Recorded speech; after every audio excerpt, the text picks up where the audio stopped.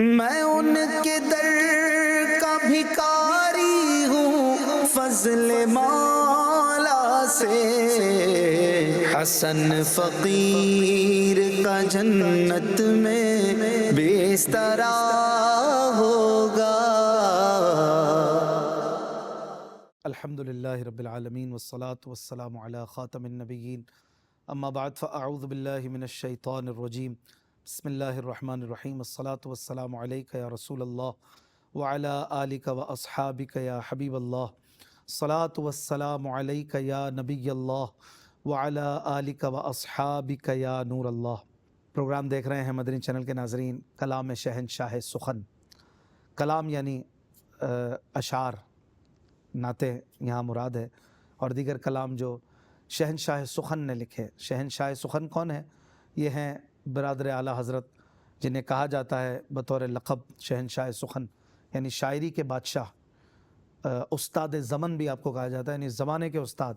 بہت بڑے شاعر تھے، بہت کمال کا لکھتے تھے، اور آپ ان کے اشعار کو جب دیکھیں گے تو آپ کو کسی بھی طرح سے اپنے زمانے کے بڑے بڑے شعراء سے کم تر نہیں نظر آئیں گے، بلکہ کئی اشعار میں، کئی مقامات پر یہ آپ کو غالب و داغ سے بھی بڑھ کر نظر آئیں گے۔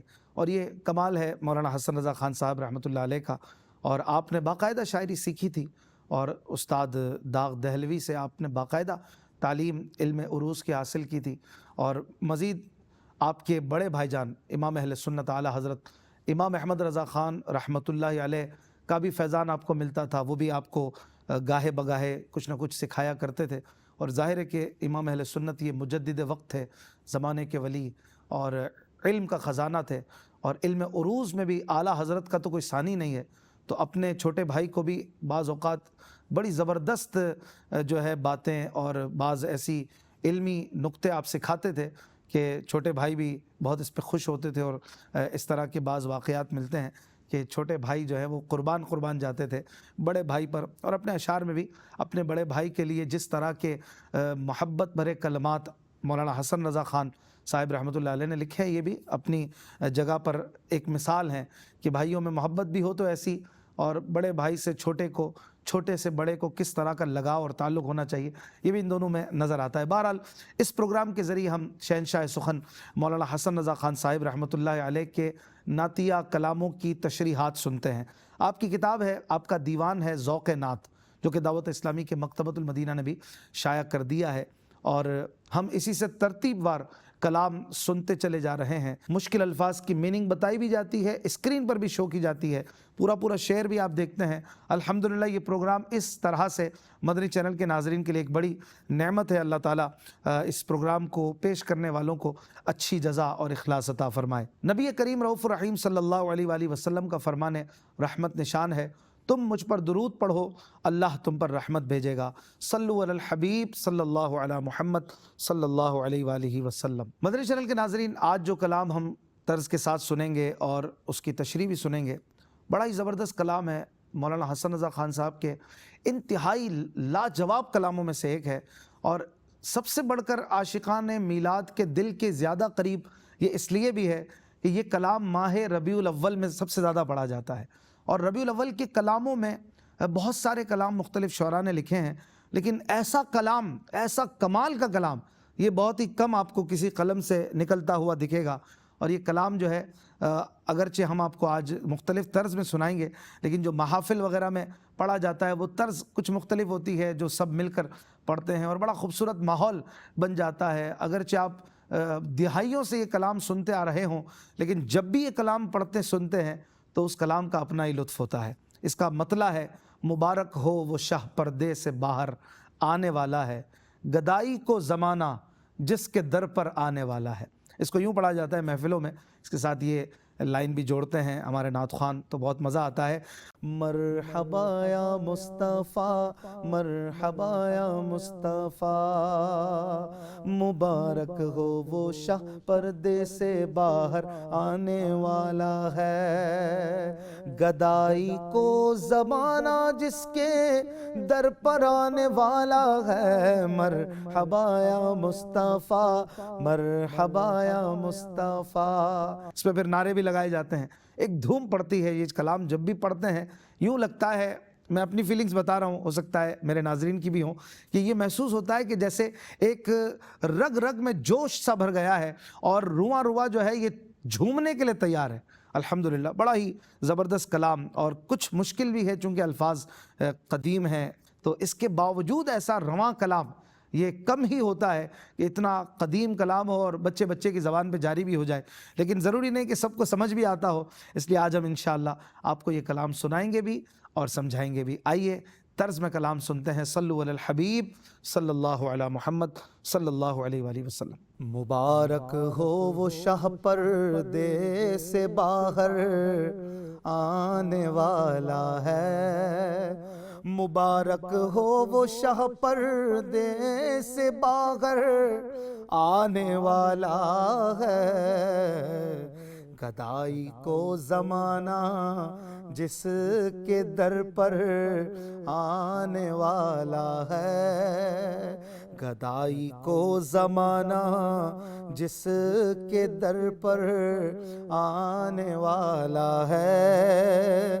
چکوروں سے کہو ماہ دلارا ہے چمکنے کو، چکوروں سے کہو ماہ دلارا ہے چمکنے کو، خبر ذروں کو دو ماہ منور آنے والا ہے، خبر ذروں کو دو ماہ منور آنے والا ہے، گدائی کو زمانہ جس کے در پر آنے والا ہے، فقیروں سے کہو حاضر ہو جو مانگیں گے پائیں گے، فقیروں سے کہو،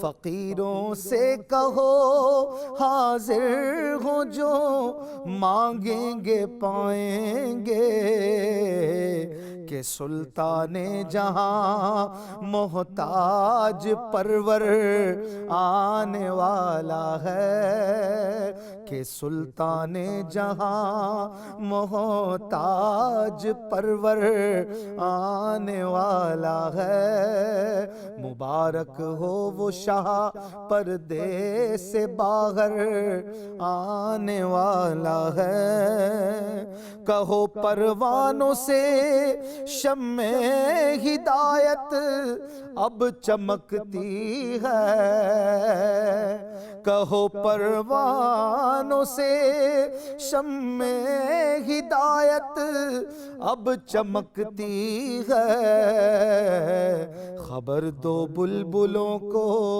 وہ گلے تر آنے والا ہے، خبر دو بلبلوں کو وہ گلے تر آنے والا ہے، مبارک ہو وہ شاہ پردے سے باہر آنے والا ہے، گدائی کو زمانہ جس کے در پر آنے والا ہے۔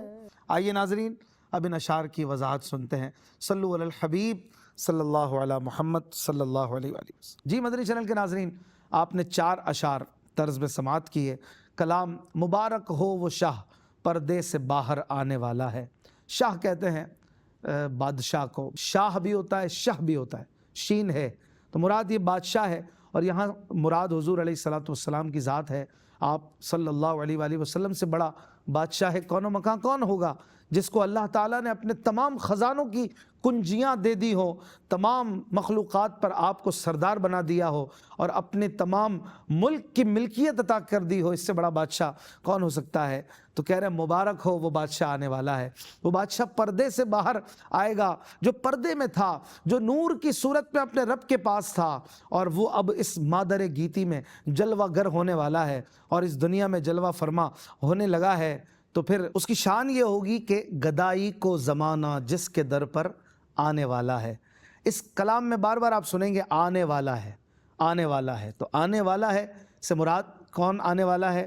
ایک نیا دور آنے والا ہے، نیا زمانہ آنے والا ہے، نیا بادشاہ آنے والا ہے، نئی سلطنت آنے والی ہے، نئی حکومت آنے والی ہے، نئی شریعت آنے والی ہے، نیا قانون آنے والا ہے۔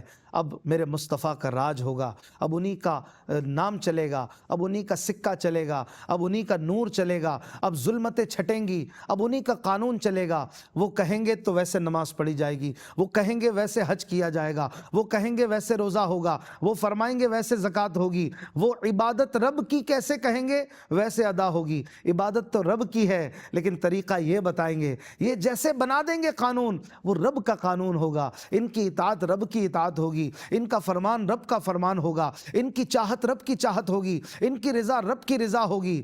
اور یہی ہوں گے، یہ سردار ہوں گے۔ جو ان کا ہو جائے گا وہ دنیا کا سردار ہو جائے گا، جو ان سے منہ پھیرے گا وہ ذلیل و خوار ہو جائے گا۔ لہٰذا اب وہ حکومت آ رہی ہے، جیسے کہ اپنے ایک اور شعر میں کہتے ہیں نا مولانا حسن رضا خان صاحب، آئی نئی حکومت سکہ نیا چلے گا، عالم نے رنگ بدلا صبح شب ولادت۔ تو یہاں بھی کہہ رہے ہیں گدائی کو زمانہ جس کے در پر آنے والا ہے۔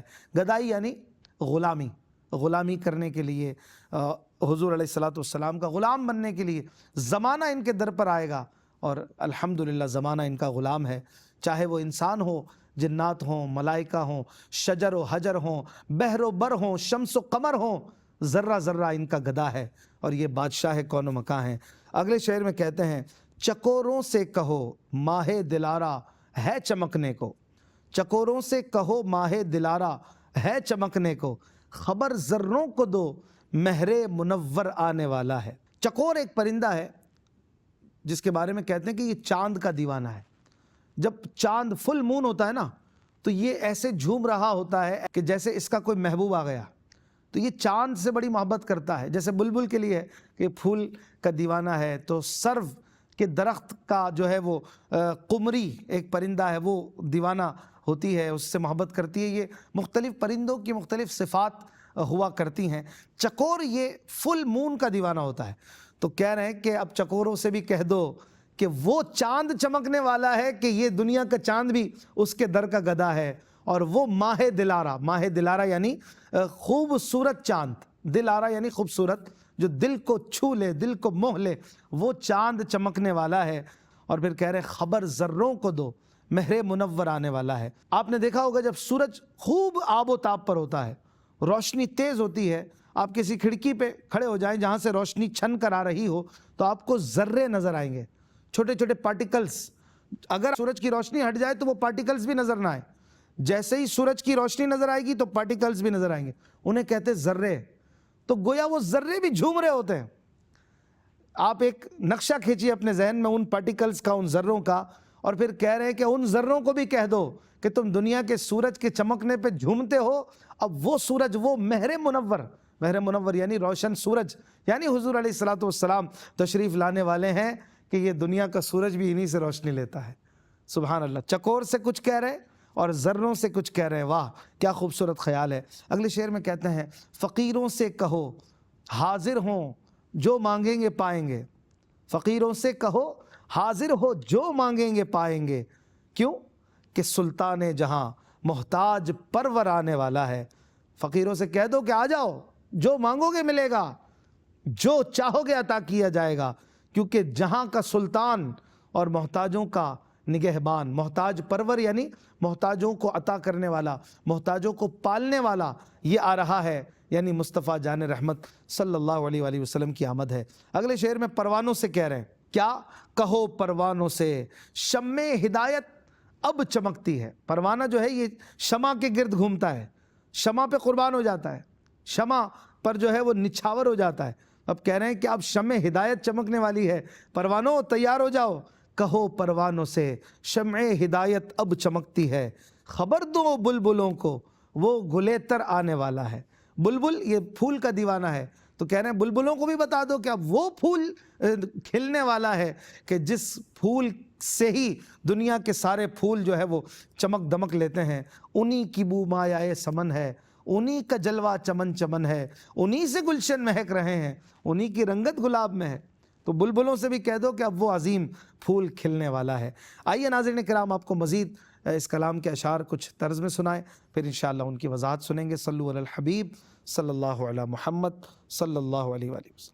مبارک ہو وہ شاہ پردے سے باہر آنے والا ہے، گدائی کو زمانہ جس کے در پر آنے والا ہے۔ کہاں ہیں ٹوٹی امیدیں، کہاں ہیں بے سہارے دل، کہاں ہیں ٹوٹی امیدیں، کہاں ہیں بے سہارے دل، کہ وہ فریاد رس بے کس کا یاور آنے والا ہے، کہ وہ فریاد رس بے کس کا یاور آنے والا ہے۔ مبارک ہو وہ شاہ پردے سے باہر آنے والا ہے، ٹھکانہ بے ٹھکانوں کا، سہارا بے سہاروں کا، ٹھکانہ بے ٹھکانوں کا، سہارا بے سہاروں کا، غریبوں کی مدد بے کس کا یاور آنے والا ہے، غریبوں کی مدد بے کس کا یاور آنے والا ہے۔ مبارک ہو وہ شاہ پردے سے باہر آنے والا ہے، برآئیں گی مرادیں حسرتیں ہو جائیں گی پوری، برآئیں گی مرادیں، برآئیں گی مرادیں، حسرتیں ہو جائیں گی پوری، کہ وہ مختار کل عالم کا سرور آنے والا ہے، کہ وہ مختار کل عالم کا سرور آنے والا ہے۔ مبارک ہو وہ شاہ پردے سے باہر آنے والا ہے، مبارک درد مندوں کو ہو مژدہ، بے قراروں کو مبارک درد مندوں کو، مبارک درد مندوں کو ہو مژدہ، بے قراروں کو، قرار دل شکیب جان مضطر آنے والا ہے، قرار دل شکیب جان مضطر آنے والا ہے۔ مبارک ہو وہ شاہ پردے سے باہر آنے والا ہے، گدائی کو زمانہ جس کے در پر آنے والا ہے۔ آئیے ناظرین اب ان اشعار کی تشریح سنتے ہیں۔ صلو علی الحبیب صلی اللہ علی محمد صلی اللہ علیہ وآلہ وسلم۔ جی ناظرین، آپ نے مزید 4 اشعار کلام مبارک ہو وہ شاہ پردے سے باہر آنے والا ہے اس کی سماعت کی ہے، اور بڑا پیارا کلام جاری ہے، اس کی تشریح بھی ہم سن رہے ہیں۔ آمد مصطفیٰ صلی اللہ علیہ وآلہ وسلم تو ایک ایسا عنوان ہے کہ صرف ربیع الاول کے مہینے میں نہیں بلکہ پورا سال ہی ہم میلاد مناتے ہیں، اور ہم میلاد والے ہیں۔ ہم محبوب علیہ السلام کی آمد پر خوشیاں مناتے ہیں، چاہے وہ رمضان ہو یا ربیع الاول ہو، ہم تو ہر وقت میلادی ہیں۔ کہتے ہیں اگلے شعر میں، کہاں ہیں ٹوٹی امیدیں، کہاں ہیں بے سہارے دل، کہاں ہیں ٹوٹی امیدیں، کہاں ہیں بے سہارے دل، کہ وہ فریاد رس بے کس کا یاور آنے والا ہے۔ یہ کہہ رہے ہیں کدھر ہیں ٹوٹی امیدیں، جن کی امید ختم ہو گئی، جو مایوس ہو گئے، جو ہر در سے ناکام لوٹے اور اب ٹوٹی امیدیں لیے ختم ہو چکے ہیں، وہ بھی آ جائیں، کیونکہ اب وہ آ رہا ہے کہ جو ہر کسی کو امید دلاتا ہے۔ عجب کرم شہ والا تبار کرتے ہیں کہ نا امیدوں کو امیدوار کرتے ہیں۔ جب بالکل نامراد و نا امید ہو جاتا ہے کوئی سب در سے، تو پھر مصطفیٰ کے گھر سے اسے امید دی جاتی ہے۔ اور انہی کے لیے کہہ رہے ہیں آ جائیں بے سہارے دل بھی آ جائیں، ٹوٹی امیدیں بھی آ جائیں، کیوں؟ کیونکہ وہ فریاد رس، فریاد رس یعنی فریاد کو پہنچنے والا، فریاد یعنی کوئی پکارتا ہے تو اس پکار کو فریاد کہتے ہیں، فریاد رس پکار کو پہنچنے والا، اور بے کس کا یاور، بے کس یعنی وہ جو بالکل محتاج ہو، جس کا کوئی نہ ہو، بے کس جس کا کوئی نہیں ہے، اس کا یاور، یاور یعنی مددگار، ساتھی، معاون، مدد فرمانے والا، وہ آ رہا ہے، بے کسوں کا مددگار آ رہا ہے، فریاد کرنے والوں کی سننے والا آ رہا ہے، آ جائیں، اب کسی کی امید ٹوٹی ہوئی نہیں رہے گی۔ اگلے شعر میں کہتے ہیں ٹھکانہ بے ٹھکانوں کا، سہارا بے سہاروں کا، ٹھکانہ بے ٹھکانوں کا، سہارا بے سہاروں کا، غریبوں کی مدد بے کس کا یاور آنے والا ہے۔ بڑا آسان شعر ہے کہ جن کا کوئی ٹھکانہ نہیں، جنہیں کوئی پناہ نہیں دے رہا، ان کو بھی مصطفیٰ کریم علیہ السلام کے دامن میں ٹھکانہ مل جائے گا۔ سہارا ہے بے سہاروں کا، اور یہ غریبوں کی مدد بھی ہے۔ مصطفیٰ کریم علیہ السلام خود بنفس نفیس غریبوں کی مدد ہے، آپ کی عطا ہی مدد نہیں، آپ خود بھی غریبوں کی مدد ہیں، اور بے کسوں کے مددگار ہیں، بے کسوں کے یاور ہیں، اور وہ آ رہے ہیں۔ اگلے شعر میں کہتے ہیں برآئیں گی مرادیں، حسرتیں ہو جائیں گی پوری، برآئیں گی مرادیں، یہ لفظ ہے بر آئیں گی، تو اس کو پڑھتے ہوئے یوں پڑھیں گے برآئیں گی مرادیں، حسرتیں ہو جائیں گی پوری، کہ وہ مختار کل عالم کا سرور آنے والا ہے۔ بر آنا یعنی پوری ہو جانا، کسی چیز کا، کسی امید کا، کسی مراد کا، تمنا کا پورا ہونا، یہ کہتے ہیں بر آنا۔ بر آئیں گی مرادیں یعنی مرادیں پوری ہوں گی، اور حسرتیں بھی پوری ہوں گی۔ حسرت کہتے ہیں کسی مدتوں سے دل میں پڑی ہوئی خواہش کو، جو بہت پہلے سے کسی کے ذہن میں ہے، کبھی تو یہ کروں گا، کبھی تو یہ کھاؤں گا، کبھی تو یہ پہنوں گا، کبھی تو یہ دیکھوں گا، کوئی بھی ایسی چیز، کوئی خواہش جو دل میں دیرینہ خواہش ہو نا، اسے خواہش نہیں کہتے، اسے حسرت کہتے ہیں، جو پوری ہو کے نہ دیری ہو۔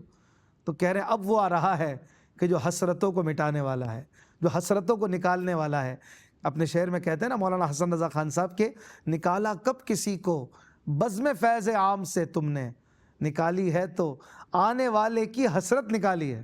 یہ حسرت نکالیں گے، دلوں میں پڑی ہوئی خواہشیں، آؤ کیا چاہیے بولو، پوری ہوں گی انشاءاللہ، سب کی مرادیں پوری ہوں گی، کیونکہ مختار کل، ہر چیز کا مختار، اللہ کی عطا سے مختار کل، اور عالم کا سرور، عالم کا بادشاہ، عالم کا سردار، دنیا کا سردار، یہ آنے والا ہے۔ سرور، یہ اس کا معنی ہے بادشاہ یا آقا یا سردار، تو حضور علیہ السلام پورے کائنات کے سرور ہیں، وہ آ رہے ہیں۔ اگلے شعر میں کہتے ہیں مبارک درد مندوں کو ہو مژدہ بے قراروں کو، مبارک درد مندوں کو ہو مژدہ بے قراروں کو، قرار دل شکایب جان مستر آنے والا ہے۔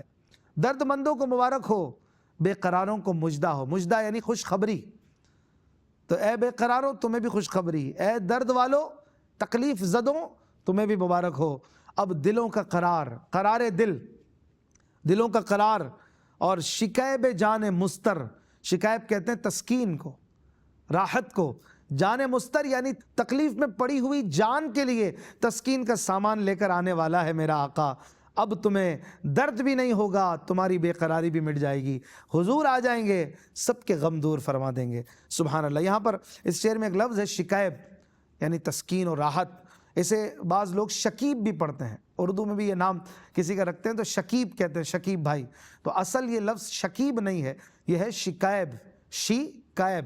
اسی طرح ایک لفظ ہے گرفتار، اس کو بھی گرفتار کہتے ہیں۔ تو یہ الفاظ جو ہیں ان کو جس طرح ہیں اسی طرح ادا کرنا، یہ ہمارے دینی ماحول میں بھی سکھایا جاتا ہے۔ امیر علیہ سنت مولانا الیاس قادری صاحب کو بھی ہم دیکھتے ہیں ماشاءاللہ، آپ بھی بڑی واضح اور اچھی ادبی اردو بولتے ہیں، اور پسند فرماتے ہیں کہ اردو زبان میں بھی جو الفاظ ہیں انہیں درست تلفظ سے ادا کیا جائے۔ تو ضمناً یہ بات بھی عرض کر دی۔